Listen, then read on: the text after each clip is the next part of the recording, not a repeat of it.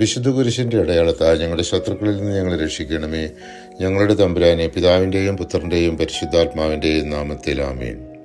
കർത്താവ് മോശയോട് കൽപ്പിച്ചതുപോലെ ബെസേലാലും ഒഹോലിയാബും ഒട്ടനവധി കരവിരുതുള്ള മറ്റാളുകളും കൂടി വിശുദ്ധ കൂടാരം, സാക്ഷ്യപീഠകം, തിരുസാന്നിധ്യ അപ്പത്തിൻ്റെ മേശ, വിളക്കുകാൽ, ധൂപപീഠം, ദഹനബലിപീഠം, കൂടാരാങ്കണം, പുരോഹിത വസ്ത്രങ്ങൾ എന്നിവയെല്ലാം നിർമ്മിച്ചു.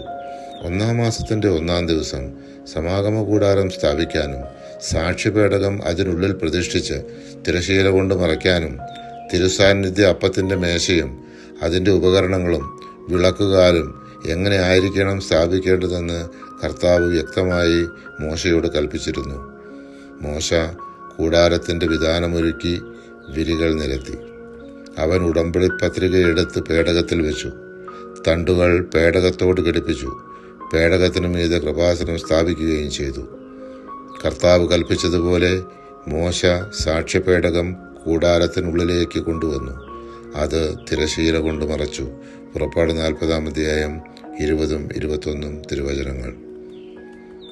മോശ സമാഗമ കൂടാരത്തിൻ്റെയും കൂടാരാങ്കണത്തിൻ്റെയും എല്ലാ ജോലികളും അവസാനിപ്പിച്ചപ്പോൾ ഒരു മേഘം സമാഗമ കൂടാരത്തെ ആവരണം ചെയ്തു. കർത്താവിൻ്റെ മഹത്വം കൂടാരത്തിൽ നിറഞ്ഞു നിന്നതിനാൽ മോശയ്ക്ക് അതിനുള്ളിലേക്ക് പ്രവേശിക്കാൻ സാധിച്ചില്ല.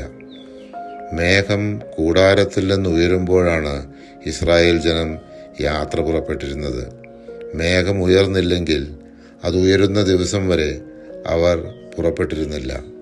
കർത്താവിൻ്റെ മേഘം പകൽ സമയത്ത് കൂടാരത്തിന് മുകളിൽ നിലകൊണ്ടിരുന്നു. രാത്രി സമയത്ത് മേഘത്തിൽ അഗ്നി ജ്വലിച്ചിരുന്നു. ഇസ്രായേൽ ജനം യാത്രയുടെ ഓരോ ഘട്ടത്തിലും ഇത് ദർശിച്ചു.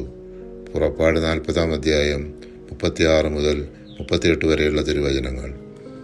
പരിശുദ്ധാത്മാവെ, തിരുവചനത്തിൻ്റെ അനന്തശക്തിയാൽ ആത്മാവിൻ്റെ ദാനങ്ങളും ഫലങ്ങളും നൽകി തീക്ഷ്ണതയാൽ ഞങ്ങളെ ജ്വലിപ്പിക്കണമേ. ആമേൻ.